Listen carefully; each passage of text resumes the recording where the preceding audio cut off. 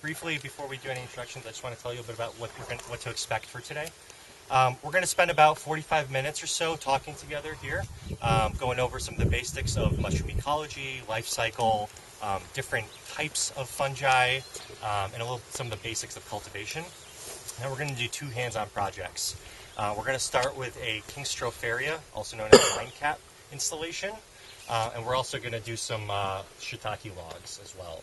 And actually, there are some shiitakes fruiting on the property today, so we'll get to see kind of the whole cycle. We'll collect a few mushrooms as well. Just to give you a little bit of background about myself, I was born in what was then the Soviet Union, and my family moved here in 1989. I don't know if any of you have any Eastern European friends or relatives, but you'll know that it's tend to be mycophilic cultures, meaning that mushrooms are a big part of our culture. Every single summer and fall, I would go foraging with my grandparents and my parents growing up in Connecticut. And that's where I sort of fell in love really with the woods and with mushrooms and with just with biology, generally speaking. And that sort of faded as I got a little older. I got too cool, to go foraging with my grandparents.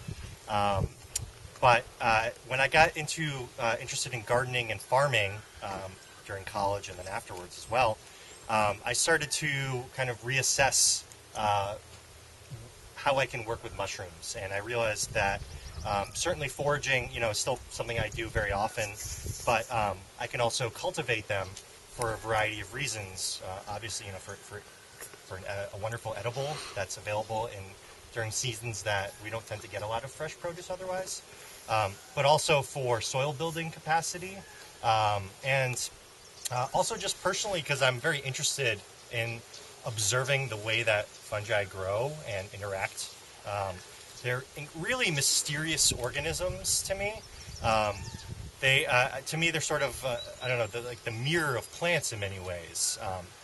They are responsible for an incredible amount of decomposition that takes place. Actually, if we didn't have fungi, we would literally be drowning in carbon-rich materials because fungi are really the primary decomposer of lignin and cellulose in our ecosystem. So just as kind of a random fact, one theory of why we ended up having so much fossil fuel underneath the ground was during the Carbonaceous period when dinosaurs were roaming. Fungi hadn't yet adapted to be able to break down lignin and cellulose, which was a tree's way of basically fighting off infection and fungi. And so during that period, so much built up, so much carbon-rich material built up, that that's essentially what we're using now as our fossil fuels. Eventually, fungi evolved to figure out a mechanism to break down those fairly complex molecules. And now we don't have that issue with them. So they're incredibly important to our ecosystems, to the working of our ecology. They're also just, they're so multiform and variable. So the fungal kingdom is incredibly vast. It includes everything from yeasts, which are responsible for fermentation of alcohol, to fruiting mushrooms, like some of the ones that you see right here. So it's a really incredibly vast kingdom, and there's some kind of interesting fun facts about the fungal kingdom. Does anyone know what the largest organism in the entire Earth is, by any chance? It's like under the ground in Michigan or something, right? Like all the mycelium. Yeah, there's a mycelium patch. The one that I'm familiar with is in Oregon. That's right. Yeah, it's a honey mushroom that spans about 2,000 acres or so. It's one single organism, still fruits every single year. And if you could actually see it, if you're flying on an airplane above, because it's a massive clearing and what otherwise is a completely wooded landscape. It's a parasitic mushroom, so it kills its host trees. So it's created a huge open expanse. And they've dated it to about 2,000 years ago as well. So it's if not the oldest, then certainly one of the oldest organisms on Earth. So I mean, it's incredible what they're able to do and the way that they function. Is that one single thing, or is it a collection of organisms? It's a single organism. Single organism. Yeah. The other part that fascinates me is that there's actually, someone described it to me once as almost an internet below ground of mycelial connections with plants. And I'll talk a little bit about that when we talk about mycorrhizal fungi.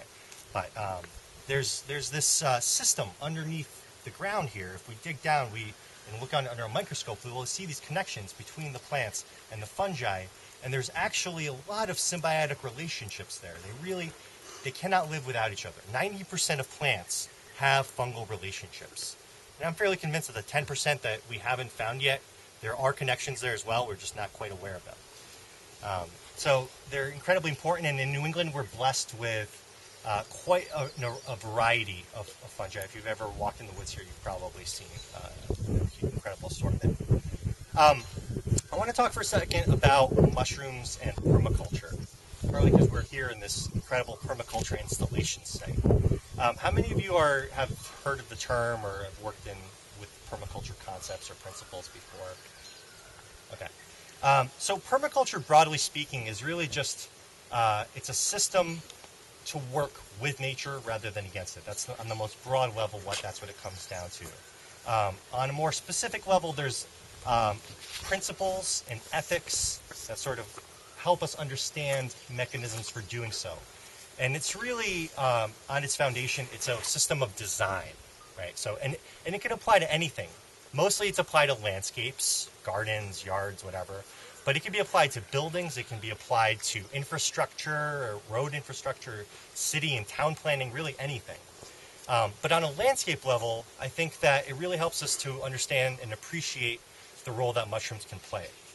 So one of the principles of permaculture is something that's sometimes referred to as using edges, which is basically the marginal places, marginal materials that we have in our landscapes.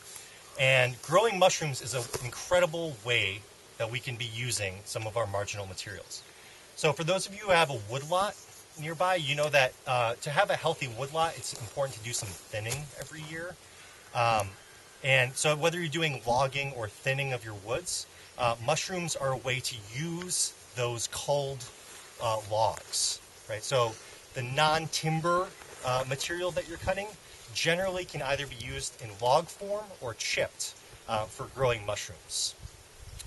There's also other marginal materials that would otherwise end up in the waste stream, such as cardboard, wood shavings, and sawdust from wood shops. A lot of agricultural byproducts like corn cob or coffee grounds or rice hulls, straw. All these materials are wonderful for growing mushrooms, and you have to match it with the correct species and the right conditions, but they're all useful. Generally speaking, most carbon-rich materials can be used for growing mushrooms. Yeah. So, for example, we have chickens. Mm-hmm. So, with their wood chips, and as we turn it around, would those be something we could integrate into their feed because of their carbon byproducts? I would use wood chips that are still fairly fresh. Okay. Because once they get mixed in, and once you start to run the chickens on there, there's going to be a lot. There are fungal spores all around us, almost at any given moment. There will be invasive fungi that will get there before you're able to put the fungi that you want growing in there. But yeah, that's a good question. So generally, we want to start with materials that are not already colonized. So what other edges are we talking about? A lot of people tell me, I wish I could garden in my yard, but I have too much shade. So I tell them, you should be growing mushrooms, right? If you have evergreen or coniferous trees growing in your yard, that is a perfect spot for growing log-grown mushrooms, because you're going to have shade year-round. If you have a hoop house, some of you guys might be homesteaders or farmers. If you have a high tunnel or hoop house, you could be using space underneath the tables to grow certain varieties of mushrooms. So there's all these marginal spaces that are ideal for fungal cultivation. They also just generally, if in a landscape like this, you tend to have kind of a lot of spaces underneath where you want to be mulching around trees. That's a really great place that you can sort of kill two birds with one stone.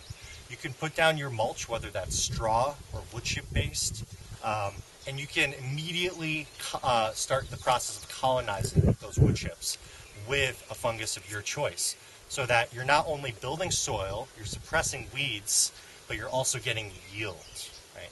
So that's really the thing, is you want to be stacking functions in the landscape. Any questions about any of that stuff? Okay. You're talking about a dry, cool area, shady. You're talking about something that's more wet. Yeah, so moisture is really key to most mushroom growth. There are some mushrooms that are much more reliant on steady sources of moisture. For example, wine cap, actually, which we're going to be working with today, tends to grow in fairly sunny places. So it can actually tolerate a lot more dry and wet kind of cycling versus Nameko or Bluet or shiitake, which you really want to keep it fairly moist year-round. But yeah, certainly access to water is often a really key limitation. Whether you have a stream nearby or a pond or irrigation, a lot of times you do need a water source, at least to get started or for maintenance. And we'll talk about more of the specifics of how we use water. But yeah, I mean, in New England, we're fairly blessed with pretty even rainfall throughout the year, which makes a huge difference. Right? So out in the West, aside from maybe some of the areas of the Pacific Northwest, it's pretty damn hard to grow mushrooms unless you're growing them inside, which is actually an option. Actually, most of the commercial mushrooms, whether you're buying cremini or white mushrooms or shiitake, almost all of those are grown in an indoor facility that's fairly controlled. It's still a fairly sustainable food, in my opinion, but it's definitely a very different process because they really want to control every step of that process. All right, so I want to talk a little bit about mushroom ecology and life cycle for a second. So, and actually, I want to just be clear. When I say mushroom, I sometimes use it interspersed with fungus. Really, I'm generally referring to fungi. Mushrooms are just the fruiting body, right? So just like an apple from an apple tree, right? It's the same kind of thing. The fungus refers to the organism as a whole. So there's 3 different kind of classes of fungi, or fruiting fungi, the ones that produce some kind of a mushroom, a fruiting body, that we're going to be talking about. So there's the parasites, and these are the ones that tend to go for living species. Honey mushroom is a common one. Let's see. I don't know if it's on here actually. You may have seen these. They tend to grow in massive colonies right on the base of usually hardwoods. They fruit in the fall, and they usually, a lot of times people will send me a picture. They go, what is this thing? Hundreds, sometimes even thousands of fruiting bodies in one clump. And they will go after usually a tree that's fairly weak or has already been compromised in some way. So they're not, a lot of people ask, are parasitic mushrooms bad? And actually I think of them as sort of culling the weaker species and making room for stronger, younger specimens to be growing. And they tend to be fairly hard to cultivate. So I don't work with parasitic mushrooms very often. Another class is the mycorrhizal fungi. These are some of the tastiest and best foraging mushrooms. Porcini, chanterelle, morel, truffles. I think I may have mentioned chanterelles already. So quite a bit of the best foraging mushrooms. I think hedgehog tend to fall on those. These are all mycorrhizal. Now, basically what mycorrhizal means is that myco, mushroom, and rhizal, which means root. They have a relationship with plant roots, and they cannot live without that relationship. And it's usually a very specific relationship. It might be with one species. For example, oftentimes truffles will have a specific relationship with, I think it tends to be with pines, and different species of truffles will have different species of trees that they'll have a relationship with. So they're very, very difficult to cultivate. Chanterelles have only been cultivated once or twice, and it took them over a decade to figure out how to do it, and they only got a couple fruiting bodies. So really not worth it. If you want mycorrhizal mushrooms, you got to go foraging, unfortunately. But they're incredibly interesting in the way that they function. So, as I mentioned earlier, plants rely on them, and there's a relationship there. So, what do plants do well? chlorophyll. They're really good at photosynthesizing, right? So they take sunlight and they convert it into sugars, right? And they bring those sugars down into their plant roots and they exude them through the plant roots. And a lot of those sugars are taken up by the fungi. Simple carbohydrates, wonderful food. In exchange, the plants are getting a lot of other nutrients, minerals that they need to live. So basically, what the mycorrhizal fungi are allowing them to do is extend their root systems, oftentimes 100-fold or more, without actually doing the work of growing those root systems out. So it's a wonderful relationship that they have with each other. And underground, a lot of times the mycorrhizal fungi will actually bind together and create larger networks. And this is where you get this kind of internet below the soil. There's been studies that show that this was done with pines, I believe. So if you can imagine for a second in a forest that has a fairly mature canopy, not a lot of sunlight hitting the ground floor. So those saplings are fairly starved for sunlight, right, which they need for survival. But because it is essentially in the interest of the mycorrhizal fungi to make sure that there's good succession, that there's going to be saplings that can take over once the mature specimens die back, they actually essentially have emergency, they feed the saplings that are not able to photosynthesize enough with additional sugar. So they're able to transport them where they're needed to some extent and keep those saplings alive and well. So there's lots of really interesting interconnections that are going on underneath the ground that we are only just now beginning to study and to really be aware of how complex they are. So the last group, so we have parasites, we have our mycorrhizal fungi, and the group that interests us most today are the saprophytes. So saprophytes are the fungi that live off of dead material. These are the ones that live off of trees that have already fallen or have died, that live on wood chips. Oftentimes these are also the ones that grow right on a lawn or grassy area. Sometimes those are mycorrhizal fungi, and sometimes they're growing on essentially compost, right, or dead organic matter. So these are the ones that tend to be the easiest to cultivate. This includes everything from our common white button mushrooms, our cremini, portobellas, which are the same actual mushroom, by the way.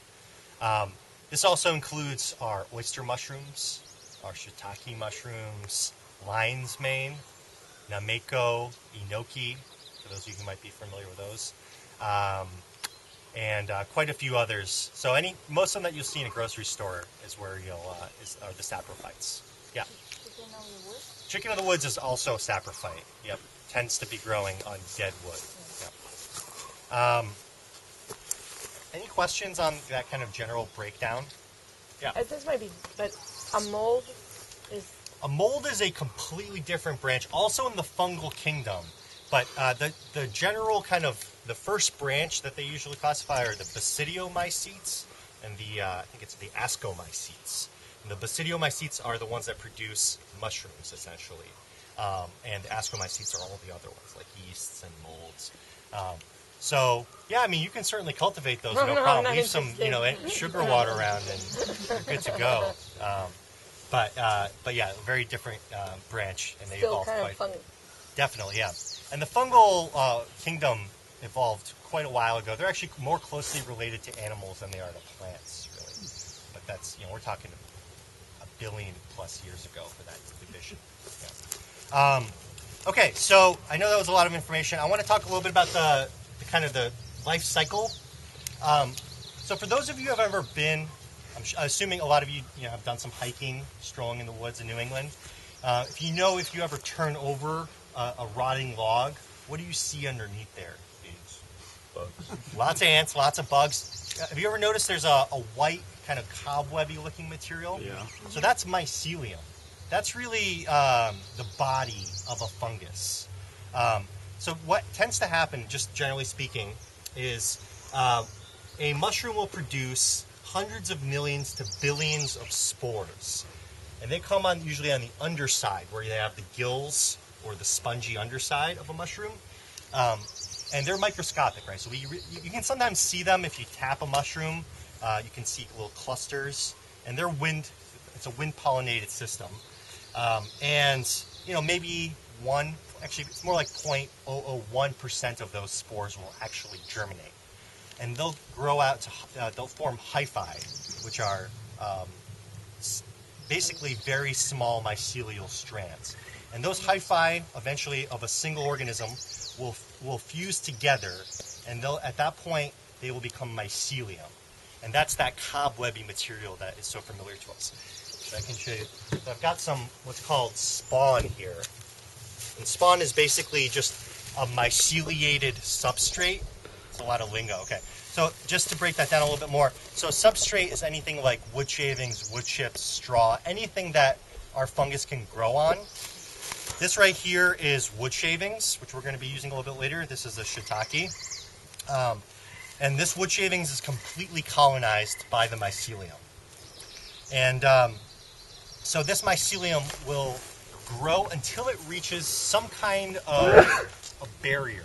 There's a lot of triggers that will cause mycelium to actually fruit and create mushrooms. A lot of times that's weather dependent. So, for example, someone mentioned morels earlier, right? So in this area, it's probably, in Massachusetts, where I live, it's not morel season anymore, maybe at the tail end.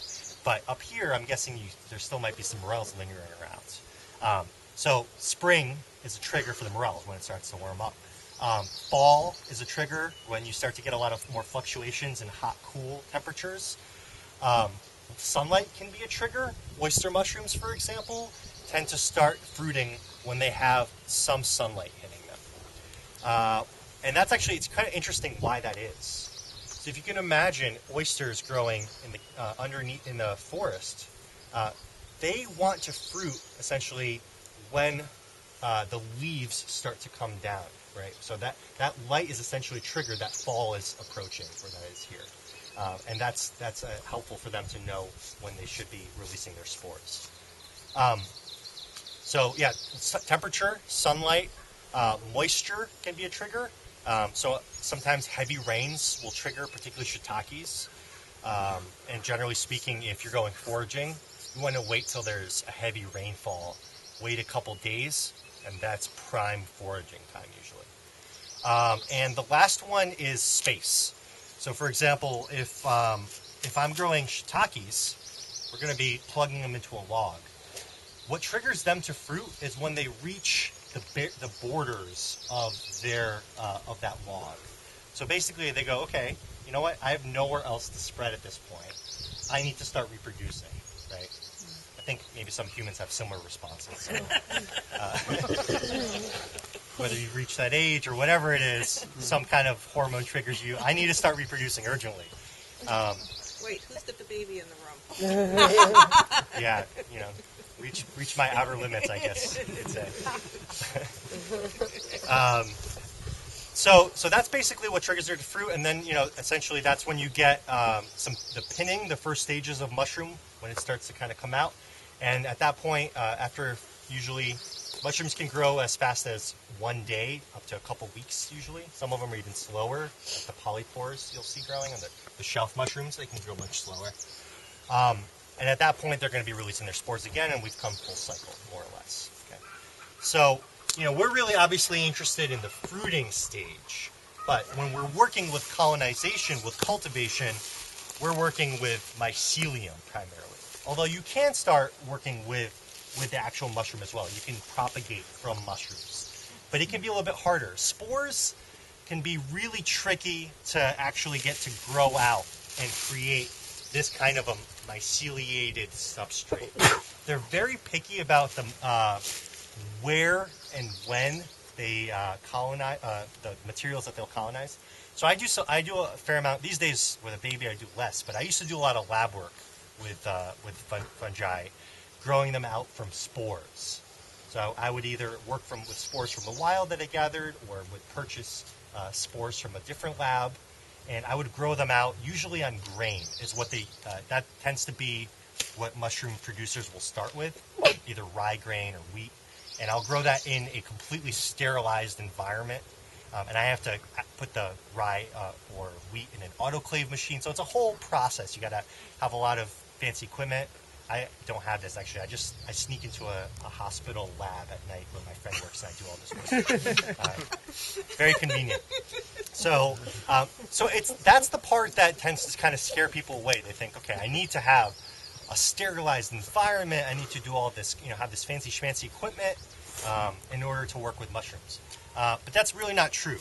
You can certainly start with wild specimens, or you can purchase spawn like this from a provider. And there's a couple really wonderful ones locally around here, and there's a couple around closer, further out in the U.S.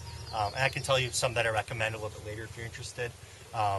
And they'll give you, beautifully, perfectly, myceliated either sawdust or dowels or grain spawn, whatever you want.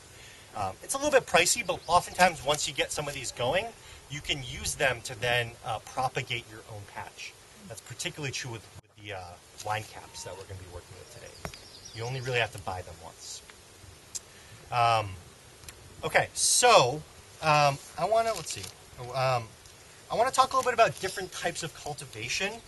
There's a lot of different varieties, and I'm mostly talking today about low-tech methods of cultivation, by which, again, I mean that we don't need fancy equipment or infrastructure to get started.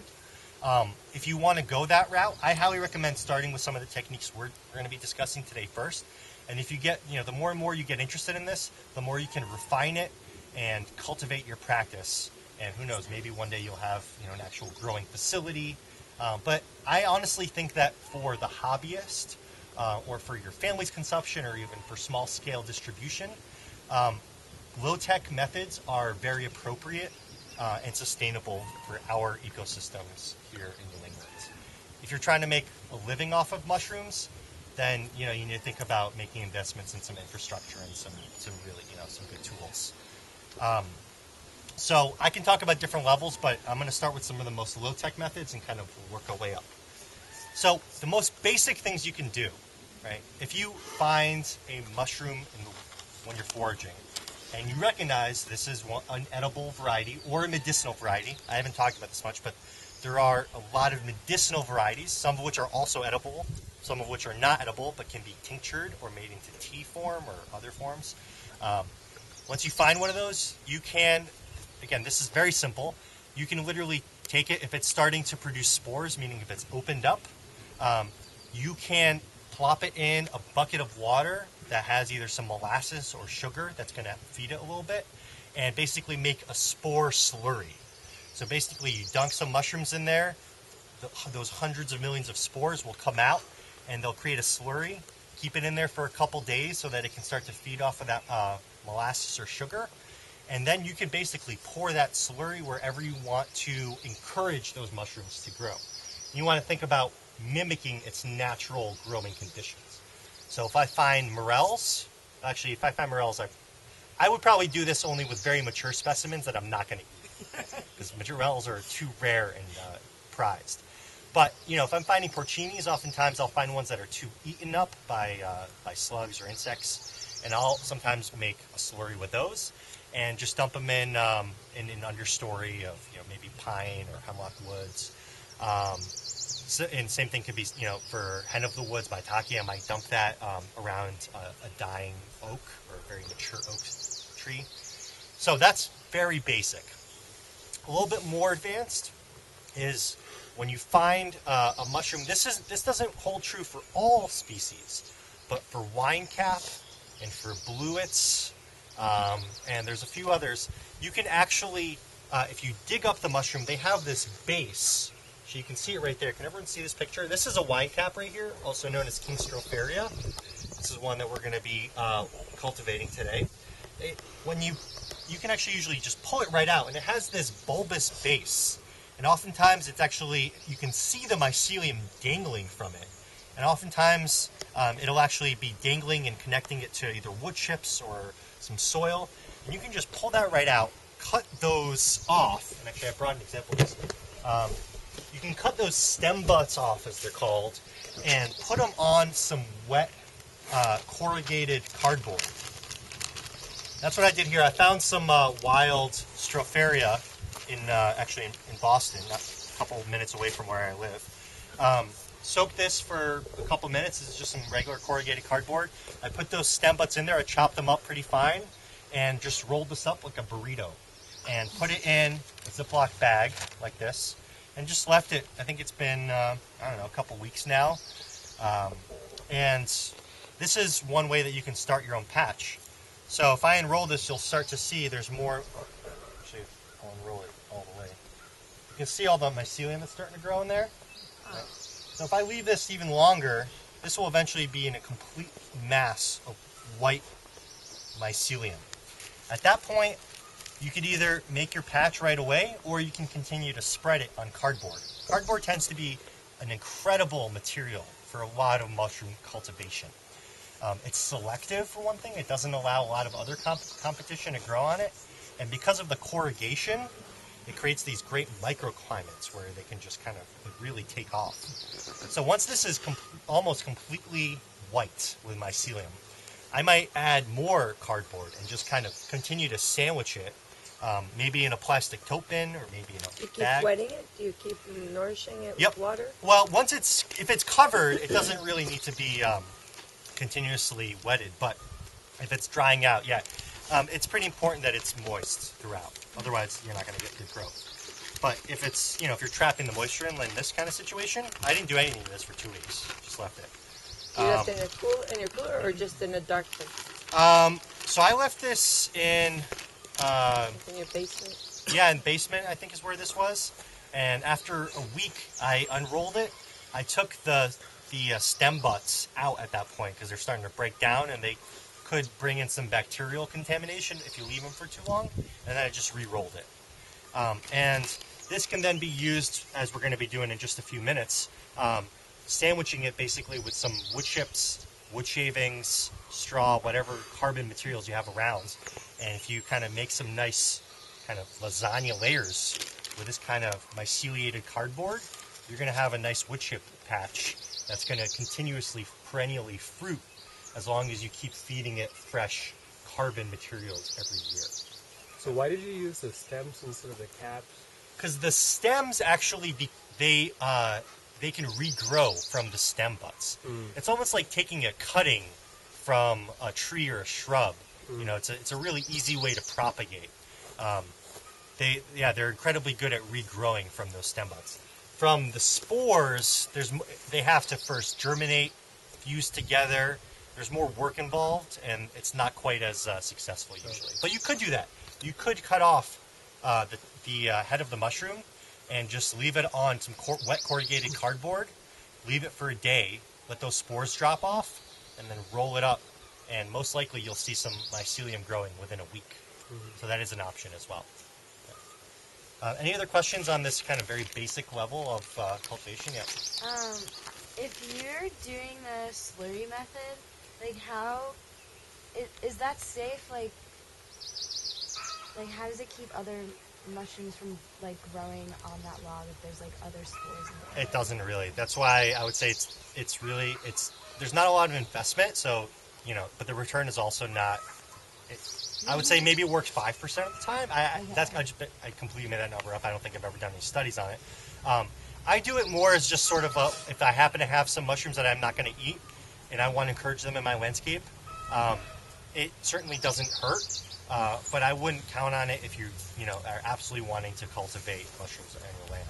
If there's a log that has different species on it and one of them is edible, is it still safe with other kinds of mushrooms that you don't know around it on the log? Well, that particular mushroom, when it fruits, will be safe to eat, but I wouldn't inoculate it with anything else. Generally, as we're going to be doing today, we want to be inoculating fresh materials that have nothing else growing in them. And a lot of times there will be more than one species growing on a log, but when we're cultivating, we don't want that. We want just the one species that we've chosen to cultivate that entire area. Okay, so the next step up. There's a couple different options if you're working with logs. And we're going to be doing this in a second, so I'm just going to talk kind of very abstractly. Actually, I'm going to pass out, there's a couple handouts that I have. One is specifically on log-grown mushrooms, and the other one is on wine cap cultivation. So there should be two pieces of paper, and I think they should be right next to each other. So you can grab one of each and then pass it right along. So with logs, there's a couple different options. One option, as we're going to be doing today, is basically cutting our logs, drilling holes along the sides, plugging it with our spawn, in this case sawdust spawn, covering it with wax, leaving it for usually a year, and then at that point they'll start to freeze. We'll go into a lot more detail about that once we're over there. The other option is to create something called totems. This is a really interesting method that I'm still fairly new to, but I think it holds a lot of promise, particularly for oyster mushrooms in lion's mane. I think it's really successful. This is if you're working with large diameter logs. So tends to be that for shiitakes, we want something that's somewhere between 3 to 6 inch diameter logs. Not very big. But, if you're cutting down a fairly mature tree, you have a lot of large diameter logs, if you don't want to use them for firewood, you can use them for mushroom cultivation. In which case, what you want to basically do is you want to cut them fairly thin. So, maybe anywhere from about 6 inches or so. And basically, you want to cut a lot of different, a variety of, sort of, I guess you can call them almost like, you them as like bread slices. And you're going to be sandwiching your mycelium in between those bread slices. So the technique for that, which we're not going to be doing today, but just so you have some reference. So you have these slices of large diameter logs, and you spread your sawdust spawn, or you could spread cardboard spawn, which is what this is right here, right on top of that. Put your next log down right above that. Make another stack, add one more layer of spawn, and you can keep going up as high as you want. Usually I'll do about 3 layers of that. And then at that point, I will put the whole thing, I'll cover it with plastic, either tarp or a black plastic bag, something that's going to keep the moisture in. Not completely essential, but will definitely help. And then I'll check back in, usually in a month or two, and I'll see, I want to check on how well the mycelium has sprung into the wood. And I want to start to see that wood is really starting to, that's becoming colonized. If it's not, there's usually a problem. Either that wood was too dry, or it had another fungus already growing within it, or it wasn't the right species. Could be a lot of reasons why it didn't work out. But assuming you've done your homework, you know what species of wood you need for oysters or for lion's mane, then you want to start to see that it's growing. And at that point, you want to wait till it's almost completely colonized, that there's almost a layer of white mycelium growing on the entire surface of that log. And at that point, you can take the black plastic bag off or the tarp off, and at that point, you can either soak it or just let the rains naturally let it fruit. And it usually fruits right along the edges, right where the 2 layers meet together, right along the diameter of those logs is where you'll start to see a lot of fruits. So that's a great option for large diameter wood. But today we're going to be focusing mostly on smaller diameter logs for shiitake cultivation, but this also works equally well for oysters, for lion's mane, for nameko works very well, chestnut mushrooms. But I tend to refer people first to shiitake and oysters as the best beginner mushrooms. They're very reliable, they're resilient, and I think they're really tasty. They're not, like something like nameko is a little bit weird for people because it kind of has a slimy outside to it. But shiitake and oyster most people are comfortable with, and they know how to cook them, they know how to identify them. Because I've had people, they cultivate mushrooms that they don't know how to identify, and then when they fruit, they're too nervous to pick them, so they just let them go. So nothing wrong with that, but you might as well try to get some of the fruits of what you're doing. So we're going to be working with shiitakes today. And I just want to make a note, there are a lot, just like there are hundreds of varieties of tomatoes or peppers or any other vegetable or fruit, there are a lot of varieties of shiitakes. You really want to know what you're getting because it's going to tell you when you're expecting it to fruit and how you're going to manage it. The three basic categories for shiitakes are called cold weather, wide range, and warm weather. Forget the warm weather completely, that's more for southern climates, but we can either be growing cold weather species here, cold weather varieties, it's all the same species, or wide range. Wide range are more often used for commercial growing because they tend to do well with force fruiting, which I'll talk about in a little bit. Cold weather fruit very well naturally, and they tend to fruit earlier and later in the season. So really early in the spring, very late in the fall. Wide range, sometime later spring, earlier fall. Okay. So basic breakdown, but then there's also varieties that you can get to fruit in the summertime. Okay. So that's very basics on log cultivation. We're going to be starting right now with wine cap. Okay. And the method that we're going to be talking about works very well for wine caps, for bluets, for a variety called almond portobello. Slight difference there, it's more compost based. And which one am I missing? Elm oyster as well. Okay. There was a question somewhere? Yeah.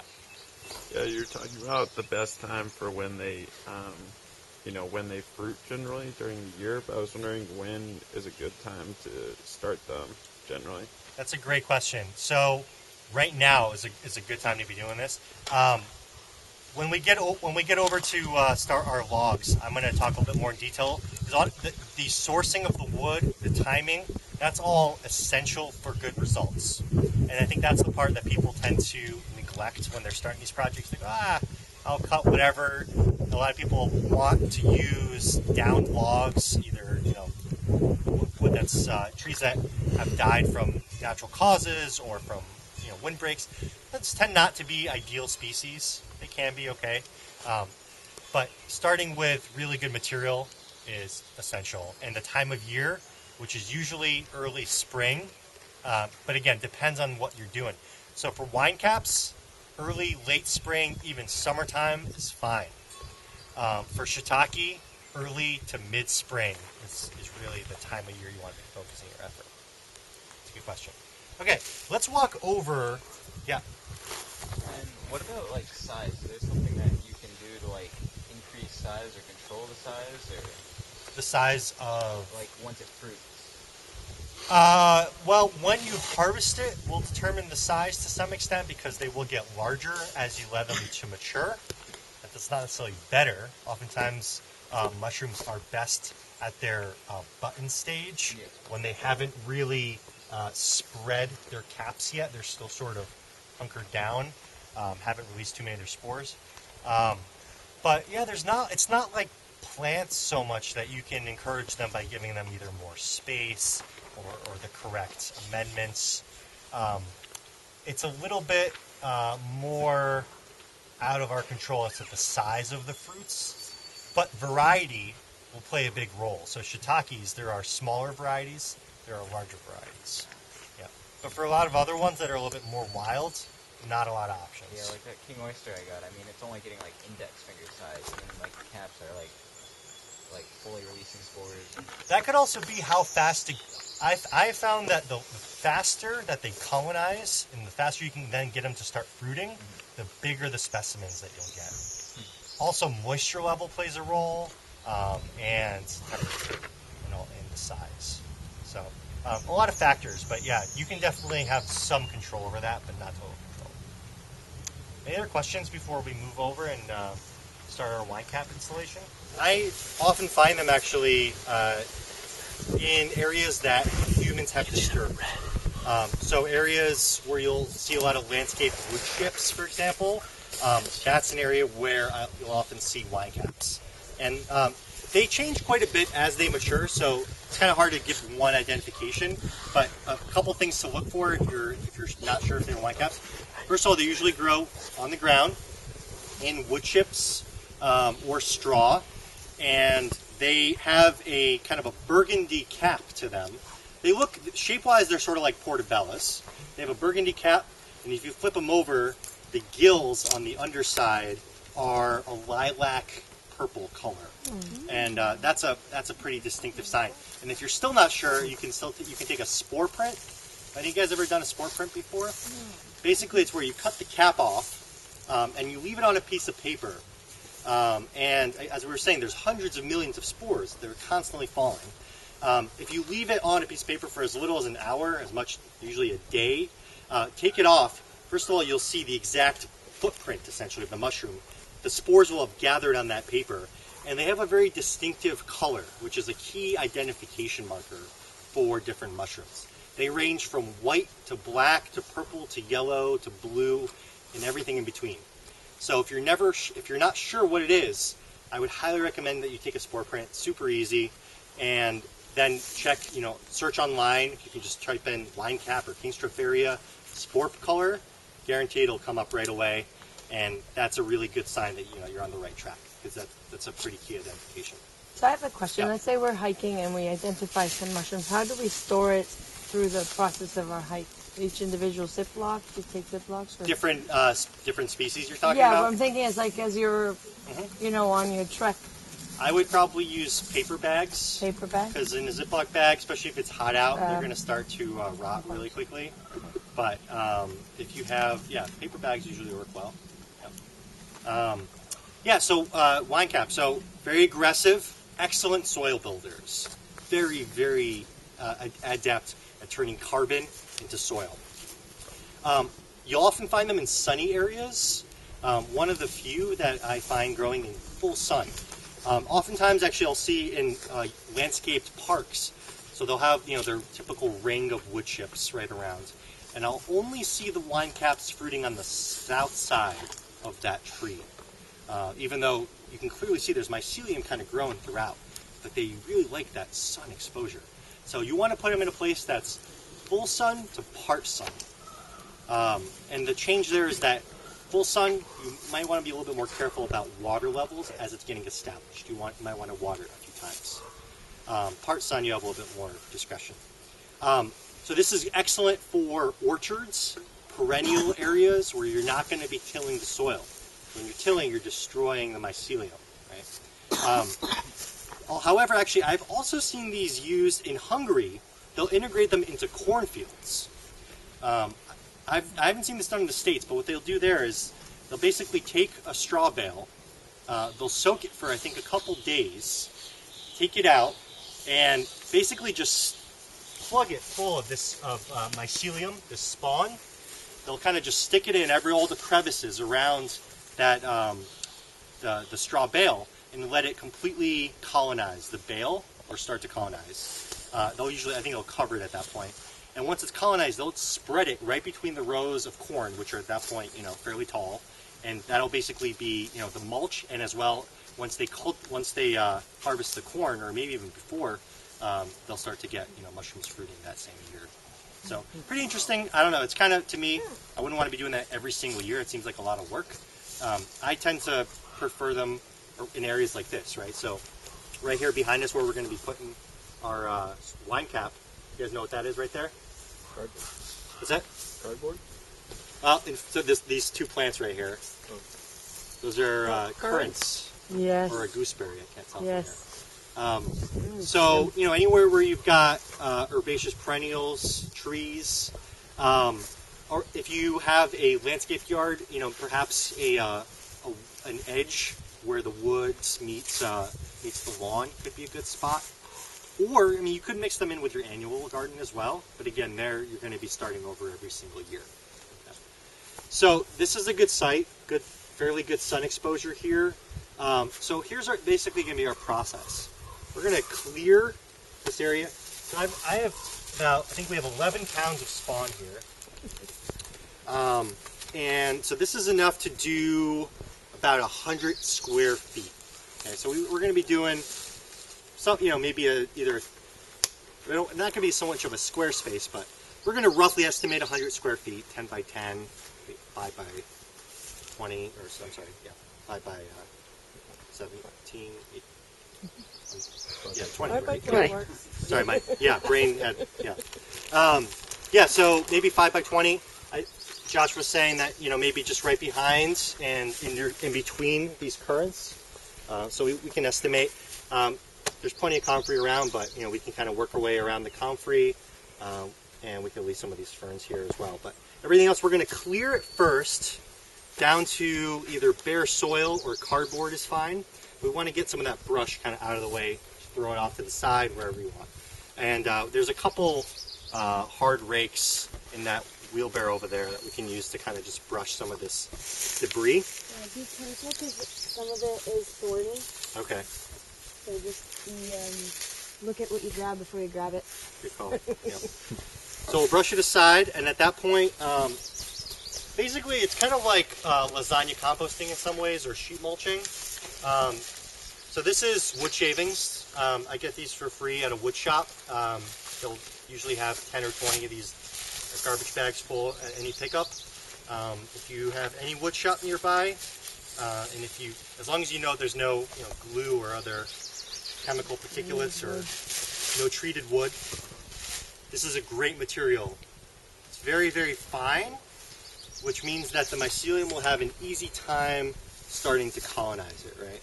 It'll be and also kind of provides a little bit of air. So that's going to be our ground layer. Then we're going to sprinkle our spawn right on top of that. Well, actually, we want to add some water right on top of that, get it nice and wet. We'll sprinkle our spawn. Then we're going to do a layer of wood chips, which are over there. And we're going to cart them over in those wheelbarrows. Put about 3 inches or so of wood chips on top. We'll do another layer of spawn, another layer of wood chips, maybe a little thinner on that second layer. And then the whole thing we're going to cover with leaves. And I tend to cover it with either straw or leaves, just mostly for the moisture retention properties there. Not essential. I mean, the wood chips will do some of that as well. And a very important note, wood chips. You have to know where you're getting your wood chips from. For one thing, to make sure that you have kind of minimal herbicides in there. But also, you want to have a blend that's at least 50% hardwood, ideally more than that. A little bit of softwood is fine, particularly hemlock, actually. It's not so bad, apparently. Wine Cap seems to actually like some hemlock. But I would stay away from pine, spruce, juniper. I mean, a little bit, again, it's not going to make or break the project, but mostly hardwood. That's specific for the wine cap? Specifically for the wine cap. Hardwood's actually for shiitake as well, but they're more lenient about what kinds of hardwood. And really anything from oak to maple to beech or birch. Cedar. What's that? How about cedar?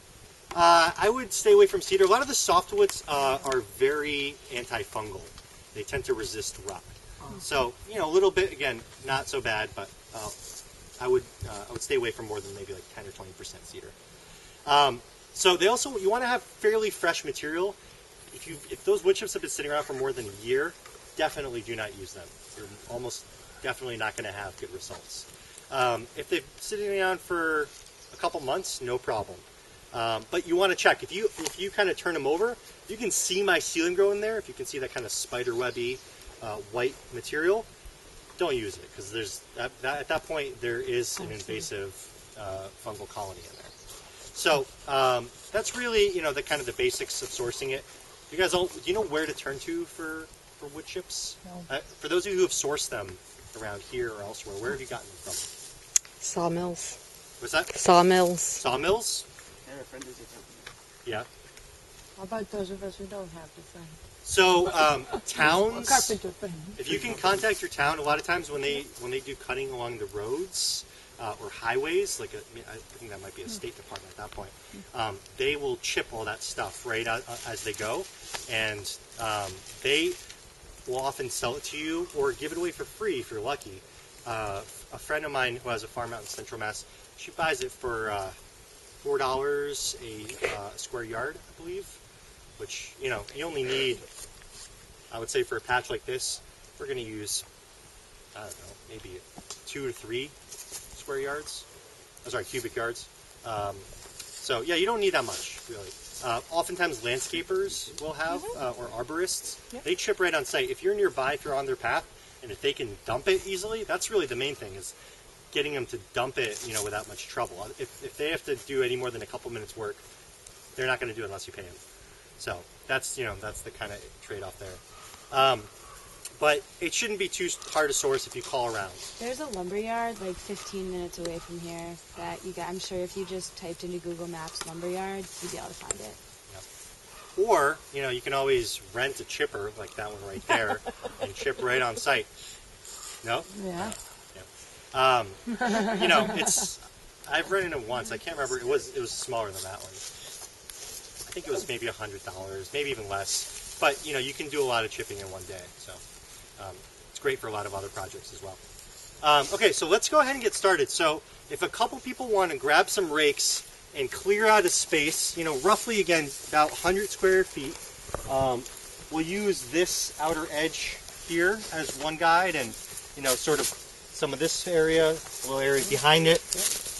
It doesn't have to be any particular shape, but we want to just kind of estimate the size. So wine caps will often fruit in May or June, but for this first year, they're very likely to fruit in September of this year. It smells good. But they're a little bit hard to predict exactly when they're going to fruit. So I would recommend putting it in a place where you're going to walk by every once in a while, so that you can actually keep track. Be aware of what's going on. Yep. So if you have my ciliated cardboard, you do the same exact thing. Now I probably would ideally grow this out even longer. This kind of still needs some time, but I've got plenty more at home, so I'm just going to go ahead and use this up. And right. It's the same, same line cap. Yep.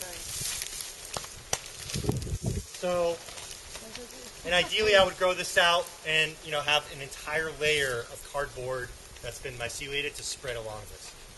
Like version of that gone. Yep. And that will take maybe a month or two of growth to get to that point. Shiitake only will grow on hardwoods, and that only certain hardwoods. So the most premier, the best ones to use are any variety of oak, white oak, red oak, whatever. Maples are fairly good, particularly sugar maple. Red maple is also really good. Norway maple, mixed results. I wish it was better. What else? Beech is quite good. Shiitake tends to do better with the harder hardwoods, and also ones that have fairly strong bark. And the reason that the bark matters is because that's really the protection that the log has against outside invasion. So if the bark is chipping, which it will start to do even after a couple of years, even if it's nice and tight like this, it's going to start allowing other invading fungi. So a good quality bark is important. Also, the time of year that you're cutting these logs is crucial. So generally, you want to cut your logs during the dormant season. That's anytime after leaf fall and before buds swell. Or you could extend that to bud break if you want. So really, in this, I don't live in this area of New Hampshire, but in my area, that's November through April, let's say, even earlier, through March. When snow's on the ground, it's a pretty safe bet. When snow's on the ground, definitely safe. So I would, and I think that fits fairly well into the natural kind of work system of most farms and homesteads, right? So a lot of folks are doing a lot of timber cutting in fall or winter. So that's a really good time to be culling some of these logs as well. So we talked about the species you want to be using. We talked about when to harvest. Also, just be careful when you're working with a chainsaw. If you're starting to get a lot of cuts in the wood, that's going to be the problem. So you really, oftentimes, I'll see people have all these kind of strains, and it's not going to be worth using at that point. So try not to damage it. I know it's hard to control sometimes, but it's important. So the reason that, let me just say, so we also need to make sure that it's the right diameter. So 3 to 6 inches diameter this way, right, is what we're shooting for. This is on the small side. Some of these are, this is a really great size. That's, what is that, 4 or 5 inches? Anyone with mental? Yep. Yeah. So this is really the size I'm looking for. Lengths can be variable. I like 3 to 4 feet, but you can do as little as a foot. But you're going to end up with all these kind of stumpy pieces. It's going to be a pain in the butt. So I would go with somewhere between 3 and 4 feet. And so once you cut them, if you're cutting them in, let's say, December or November even, you want to make sure they don't get dried out. Okay? It's super important. The key to success is to have great moisture in your logs. That's why a lot of times younger specimens are a little bit better because they have more sapwood to heartwood ratio. But also, if you're cutting them in November, December, there's a chance that, particularly if we get a lot of snow, the winds are really going to dry out those logs. So you want to stack them up close together and maybe even put a tarp on top of them. Keep that moisture until you're ready to use them in April or May, which is generally when I do my shiitake cultivation. Once it gets a little warmer, you can still do it, but it's not ideal. I probably wouldn't cultivate them any later than June. At that point, they're not going to have a lot of time to establish themselves. Okay, any questions on selecting wood, species, size, how to pick the wood that you selected? That's all really, really crucial. Okay, so once you have that, it's pretty straightforward. What we're going to do is we've got 4 drills here set up. I think there's a couple more plugins that we can use. We're going to be using, there's 2 different kinds of spawn that you can use for this. Sawdust spawn or dowel spawn. Dowel spawn is easier in some ways, because all you need is a hammer or mallet. For sawdust spawn, we need a specialized tool, which I'll show you actually. It's right here. It's basically a plunger. Right, so I'll show you how we use it in a second. But this is basically used to deliver the sawdust spawn into the drills, the holes that we just drilled. And you can, I'll tell you where to find these later.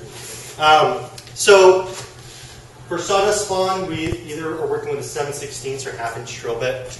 And what we want to do is basically drill every 4 or 5 inches along the log, rotate it, and do a couple more rows. So the easy way to remember how many rows around to do is to figure out the diameter of the log. So this is, let's say, 4 inches. Okay. So we want to do about 4 rounds around the log. Okay. So 1 row, rotate, another row, rotate, another row, rotate, and 4. Okay. So figure about 1/4 pound per flush. So that's about 1/2 pound per log per year. And they'll fruit for up to 5 years. So, it really kind of depends on how much you're going to do them and how much you're going to dry them. Right. Oh, and then the drying, that's right. Right. So for the first year, you're not going to get new mushrooms. Next spring is when you'll get your first flush, most likely. And at that point, 5 years out is where you're going. So they'll push right through the wax and outside. They actually will come out through a variety of places along the log. Not just where you plugged it, but they'll bust them right through the bark in a variety of places. Yep. Where do we start? We're going to talk about that when we go for a walk. Question, Yeah. you mentioned using beeswax, Yes. paraffin wax. What natural wax? Beeswax. But you said it doesn't work so well. So the issue I've had with beeswax is that with sawdust spawn, I've had a lot of critters basically, I'm not sure, it might be woodpeckers or not sure what, but they're going right through the wax and eating the sawdust spawn right out of logs.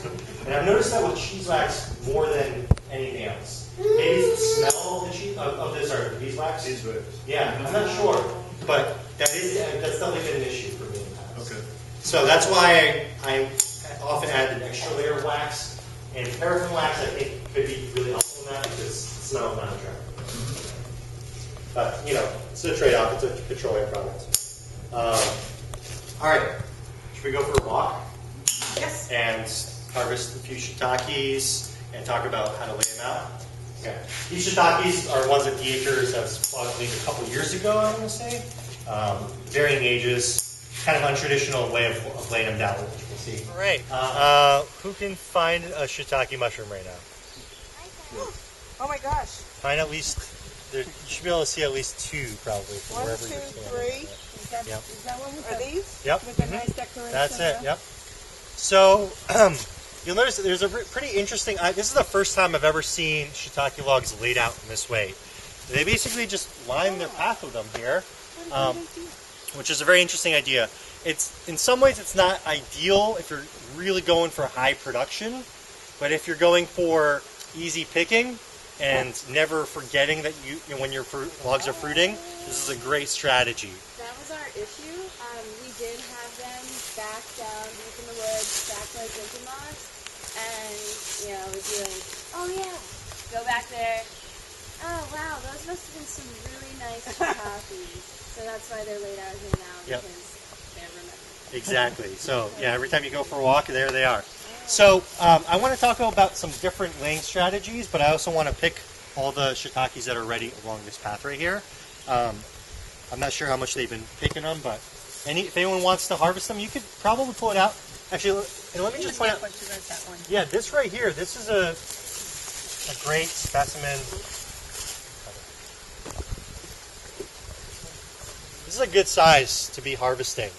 So you notice the cap is still a little bit concave. Mm-hmm. Which one's the one where it's going down? It's one of those. We know One of those two. You know. A couple Hmm. key indicators for shiitake. Again, a little bit variety dependent, but this kind of white fuzzy perimeter, very common. There's really no poison lookalikes that grow right off a log that you can confuse shiitake for. Very easy to identify. White gills usually grows at an angle, kind of going up. They'll straighten out as they get more mature. That's a little bit past its peak. I would dry that. That's going to be a little bit fibrous at this point for eating.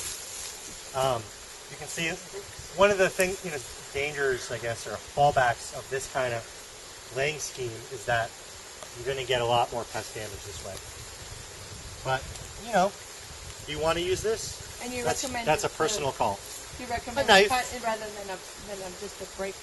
You could break them if you want. Yeah, either way. It won't damage the skin. So, anyway, I'll put it in there. But, yeah, the longer you wait, the more damage you're going to get. So, this is a little past its prime, but, really beautiful design. So. What's that? Oh, yeah. So, again, the fruiting is going to be triggered. So in the spring and fall, usually after heavy rain, it takes about a week for them to really grow out. So what I usually do is I'll lay them somewhere where I'm walking, but over to the side a little bit. This is a perfect place. This is actually what I was thinking about for laying here, is to make essentially a log cabin stack right over here on the side. And anyone want to guess why this might be a good spot? Moisture. Moisture, right? So first of all, it's kind of a low area.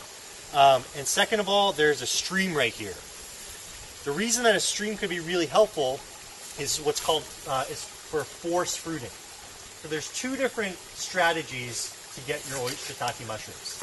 You can either let them naturally fruit in the spring and the fall, usually, after heavy rain, or you can force fruit them. And this is what all commercial growers who are using this method are going to do, because it gives you a lot more control, gives you a lot more... The yields tend to be shorter, but also much heavier.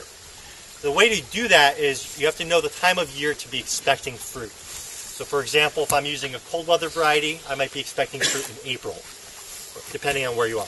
I'll come out here, I'll take my stack, which has been sitting for 1 full year at that point, untouched more or less, and I will put them into a stream or a pond or a trough, whatever I have available, or use irrigation to just kind of wet them down. And I'll let them stay in there for 1 to 2 days. And that will saturate that log with some water. And that's a trigger for it to fruit. And after a couple days, I'll restack them or lean them up against like an A-frame or some trees, whatever you got. And at that point, I would be looking for fruit in the next week or 2 weeks. Okay? And that's where you really tend to get really full, a whole log can be covered sometimes with shiitakes. It can be pretty amazing. So again, how much work do you want to put into it though? You want to just kind of let it passively fruit and walk by and collect your mushrooms every once in a while? Or do you want to get enough to really, to get some sales or to dry enough for the winter time, whatever you want to do. So those are the two basic strategies. The lifespan for a log is about 5 years or so. Again, the first year being the year after you've inoculated. So this is year 0. Next year is year 1. Okay. So we're going to get, if we're force fruiting, we're going to do that at least twice a year. Okay. Spring and fall usually. But some people will force fruit them more, even more than that, maybe 3 or 4 times a year. So yeah, in terms of maintenance, there's really not much to it. You just want to make sure that they're stacked in an area where they're going to be protected from sunlight and protected from heavy winds, and where they're going to get some moisture. Okay. A lot of people do irrigate them every once in a while for maintenance. Definitely not essential unless you're working in a really dry area. So that's all there really is to it, maintenance-wise. Any questions? If you were to do the strategy here, laying them on the ground, given the fact that you've drilled holes at 90 degrees or less all the way around, it's probably a guarantee that one row of those holes is going to be face down. Yeah, you're not going to get any fruit out there. So that's wasted effort. Well, not really, because they'll only fruit once the log is fully colonized. You should be able to see where you cut it, mycelium, the white pattern on the edges. That's when you know that log is ready for fruiting. And it's going to put all of its energy into fruiting. It doesn't really matter the direction. So if you limit it on one direction, it's not going to limit the overall fruit. But if you wanted to do yield. something like this, if you put the ends of each log up on a little block to hold it so it's not laying right on the ground, that you might expect... I'm not sure if it's going to actually increase your yields. I think it'll put more of its energy on the sides it has available. Okay. But I'm not sure. I'm not sure. It's a good question. Oftentimes when I do a stack, I'll put them up on a pallet first, just because those ones that are on the bottom, there's a higher likelihood that they can become invaded by foreign mycelium, by foreign fungus. Questions came up. Actually, someone asked about other species that this same technique works well with. Lion's mane is an excellent choice for oaks, particularly.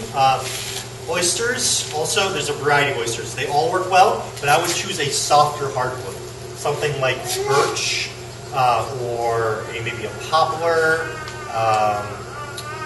What else is a good soft? Ash could be a good choice. Actually, ash works fairly well for shiitake as well. Yeah. So that's a great option. Another thing to do, similar method, slightly different, is to inoculate a stump after you've logged it or after the trees come down. You can basically drill right around into the sapwood. Put your sawdust spawn or your dowels in there, cover it with some wax, and basically, at that point, hope it'll fruit. It's a more long-term process. It can take a couple of years, but for hen of the woods, for maitake, also known as, that's a great option, particularly if you just cut down an oak, because they're pretty specific to oaks generally. But yeah, so there's a lot of opportunities for playing around with this stuff, and I would really encourage you to experiment. There's still so much left to be learned. I think we're only going to learn it by experimenting and sharing the results. There's a great Facebook forum called the Mushroom Identification Forum. If you put some pictures on there and tell them where you are and when you found it, there's definitely going to be a mycology geek on there who will tell you what it is. It's amazing. It's an incredible resource. What else? Oh, materials. I don't particularly have one vendor that I really like, but I tend to buy a lot of stuff from Field and Forest Products out in Wisconsin. I've had really great results. They have good prices. They have all the plunging tools that we were using. That's where I bought those from. I think they're pretty exclusively carried by those guys. If you just Google Field and Forest Products, it'll definitely come up. Really great customer service too. There's a couple of local guys. There's Fungi Ally in Massachusetts. Witchland Woods is one in New Hampshire. He's great. Dave Witchland. Witchland Woods? Witchland? Yep. He does some workshops. He sells spawn. He's even cultivating some morels on his property. So pretty cool stuff going on over there. In terms of books, literature, there's a couple guides. If you Google UVM, University of Vermont Shiitake Guide, that's an excellent resource online. Free, it's a PDF, and it goes into a lot of the stuff we covered today and more. Also, of course, there's all the books by Paul Stamets. He's well-known, very respected mycologist. Growing Gourmet Medicinal Mushrooms, think is one name of one of his books. It's a little bit more for the professional commercial grower. Mycelium running is more for low-tech cultivation. What else do I like? Cornell is a great resource for all things mushrooms. There's a couple guys. What's his name? Steve. I can't remember his last name. If you Google Cornell mushrooms, there will be some excellent guides on a lot of the topics that we covered today and a few others. They're doing some great research out there. And a couple of the guys who work with them published a book recently called Farming the Woods, which also goes into mushroom cultivation, as well as everything else that you can grow in New England, northeastern woods. So that's everything from ginseng to pawpaw and wood's edge to, I think they even talk about grafting nut trees, that kind of thing. Yeah, I think that's most of the resources I want to mention. And do you guys have any questions about anything we covered? Any ideas, thoughts? Yeah. I just want to make sure. So, if one of these holes wasn't plugged adequately enough, and other spores do get in, so they're going to compete for space. They're both going to try to colonize the log. They're going to meet somewhere, and that's basically where they're going to stop growing. It's not that one will kill the other. It's just that they'll have reduced space. Okay. So you'll still get fruit, even if there is a competition in there. And that fruit is safe. The fruit is totally safe, but it's not going to fruit as heavily because it won't have as much resource available to it, as much food, essentially. Good question. So what about interplanting with your established perennial gardens? Yeah. Do you have to think about competing with things, or they No. coexist? Yeah, I mean, they're only going to be, are you talking about like a wine cap type of installation, or I guess just in general. They're only going to be going after dead material because they're saprophytes, the ones that we're using. So they're not. Do you mean now competing the plants, or? Yeah. They're not going to be competing for the same resources. They actually will be beneficial to each other because as the carbon breaks down, it's going to create nutrition for the plants over time. So definitely a great place, to introduce them as in perennial stuff. Cool. I just want to mention one last thing. I work for the Northeast Organic Farming Association in Massachusetts, and there's a summer conference coming up for all the NOFA chapters in the Northeast. Each state has its own chapter. There's a summer conference happening in August. There's a ton of workshops, lots of homesteading, farming, herbalism, mushroom-related workshops, really anything you want. It's a 3-day conference in Amherst, Mass, at the UMass Amherst campus. So if you're interested, feel free to grab a postcard. Should be a really